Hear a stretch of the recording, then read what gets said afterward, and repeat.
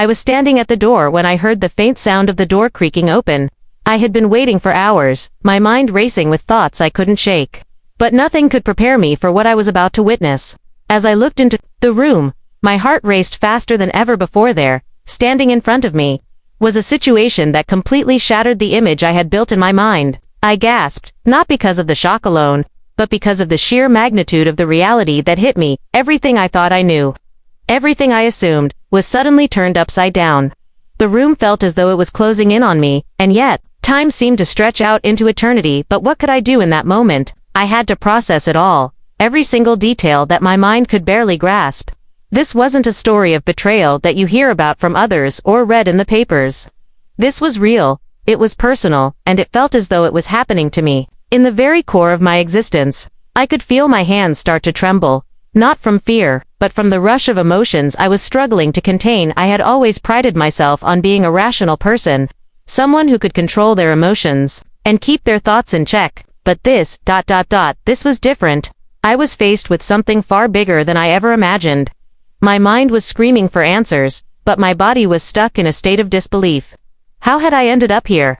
How had it come to this point? In that brief, fleeting moment, I was left to confront the reality of infidelity, a situation that most of us try to avoid even thinking about. It wasn't just about the broken trust, it wasn't just about the betrayal, it was about what this meant for me. For everything I had believed in, for the life I thought I had with the person who had just shattered it all. What struck me most was how everything seemed so normal before this moment. Life had been moving along at a pace I was comfortable with. I had my routines, my own expectations, and the belief that things were stable.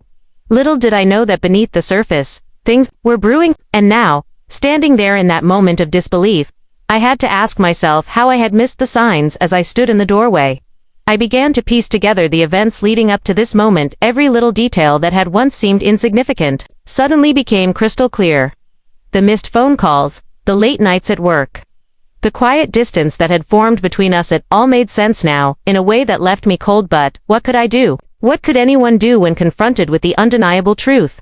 I wasn't sure, but I knew one thing for certain. The moment had come, and there was no going back. The questions I had were still there, gnawing at me, but I couldn't ignore what was in front of me. My mind kept racing, trying to make sense of it all. I wanted to scream, to demand an explanation, but all I could do was watch as everything I had built with this person crumbled before my eyes. It was as though the very foundation of my reality had shifted, and I was left standing on shaky ground. In the moments that followed, I found myself caught between wanting to understand and wanting to walk away. The pain was overwhelming, but there was also a sense of clarity that came with seeing the situation for what it was. I couldn't ignore it any longer. As time passed, the shock began to wear off, and the anger slowly took its place. The betrayal was deep, and it cut in ways I never thought possible. But beyond the anger, I also felt a sense of loss. Not just for the relationship, but for the person I thought I knew. I realized I didn't just lose trust in them. I lost a part of myself that I thought was untouchable. The journey from this point on wasn't easy, and I knew it wouldn't be. I had to learn how to navigate the emotional wreckage, how to rebuild my own sense of self-worth, and how to move forward. But as I reflect on that day, I realized that what happened, no matter how painful, was a pivotal moment in my life. I could have let it consume me, let the betrayal define me, but I chose not to. I chose to rise above the hurt and take control of my own narrative. It wasn't about getting revenge or holding on to bitterness. It was about reclaiming my life, my happiness, and my peace of mind. Looking back, I know now that this experience taught me something invaluable. It taught me the importance of self-respect and the necessity of setting boundaries. It reminded me that my worth isn't determined by someone else's actions. And while the path ahead was difficult, I emerged stronger, wiser, and more determined than ever to never let anyone take away my peace again. And so, here I am, sharing this story not to dwell on the past, but to remind myself and others that, even in the face of betrayal, there is always a way to heal, to grow, and to move forward. Life may throw us curveballs, but it's up to us to decide how we respond no matter what. I've learned to trust myself more than anyone else. It's the only thing I can rely on now. As the days went by, I found myself constantly reflecting on that moment, trying to understand how it all fell apart so quickly. I began questioning everything, the conversations, the promises, the moments that once felt so secure and unwavering. How had I missed the signs?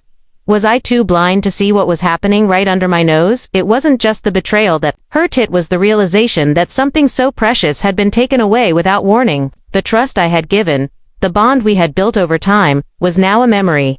And I was left to pick up the pieces of a broken heart. But as much as the pain hurt, it also forced me to face some uncomfortable truths.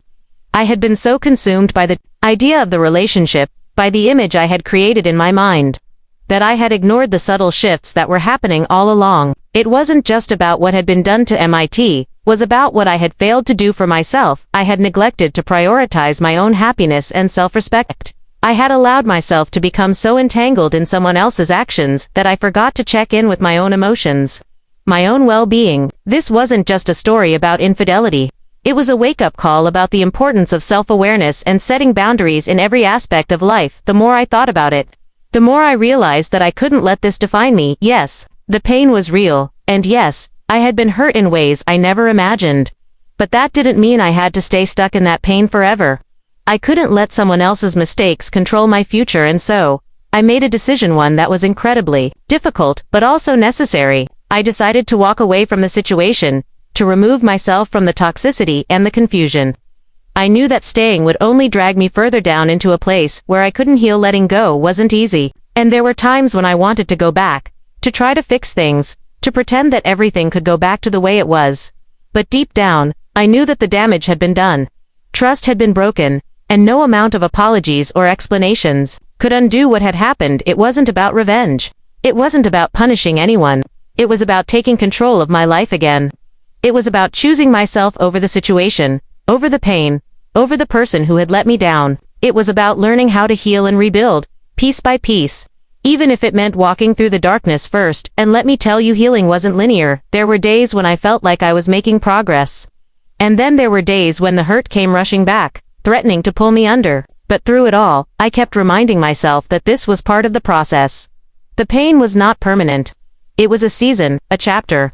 And I had the power to close it and move forward. One of the most difficult parts of this journey was accepting that I couldn't change what had happened. I couldn't rewrite the past or erase the mistakes that had been made. But what I could do was choose how I responded. I could decide that this would not be the end of my story. I could decide to learn from this experience, to grow stronger, and to never allow myself to be in a situation where my worth was compromised again. So I took that power back. I focused on rebuilding myself, rediscovering who I was, without the weight of betrayal hanging over me.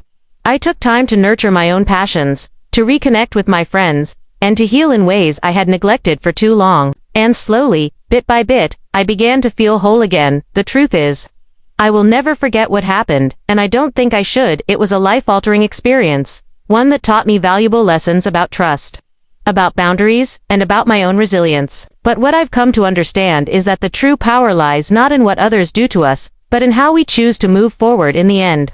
I'm grateful for the lesson, even if it came at a great cost. I'm stronger now, wiser, and more aware of my own worth. I've learned to trust myself more than I ever did before, and I've come to understand that the most important relationship I have is the one I have with myself. It's not about holding on to the past. It's not about letting betrayal define us. It's about understanding that we have the power to choose how we heal, how we move on, and how we rebuild our lives. We are not the mistakes of others. We are the sum of our own choices. And today, I choose to move forward with confidence, with strength, and with the knowledge that I can overcome anything that comes my way.